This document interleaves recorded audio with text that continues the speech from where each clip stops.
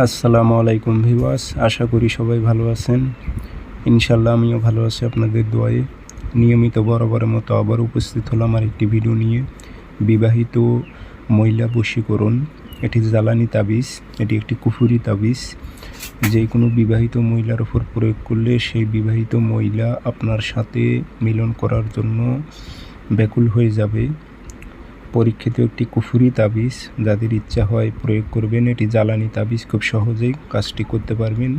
শ্মশান কবরে যেতে হবে না, ঘরে বসেই করতে পারবেন।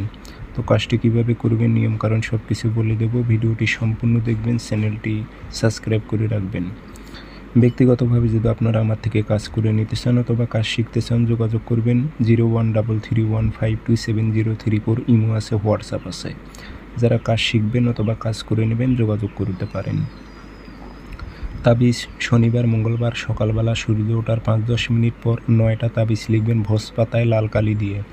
উল্টা পৃষ্ঠে নাম দেবেন, অমুকের মেয়ে অমুক পাগল হয়ে অমুকের ছেলে অমুকের কাছে ছুটে আসুক, উল্লেখ করে দেবেন। দিয়ে আগরবাতি ধোয়া দেবেন, আতস একটু ভরাই দেবেন। দিয়ে ওই টাইমই সলিতা বানিয়ে একটা আগুনে জ্বালাই দেবেন। দুপুর ঠিক 12টার সময় একটা আগুনে জ্বালাই দেবেন। মাগরিব আজানের আগ মুহূর্তে একটা আগুনে জ্বালাই দেবেন। এইভাবে 3 দিন জ্বালাইবেন। একসঙ্গেই 9টা নকশা লিখে নেবেন। লিখে নিয়ে দিনে 3টা করে জ্বালাইতে হবে, সকাল দুপুর সন্ধ্যা।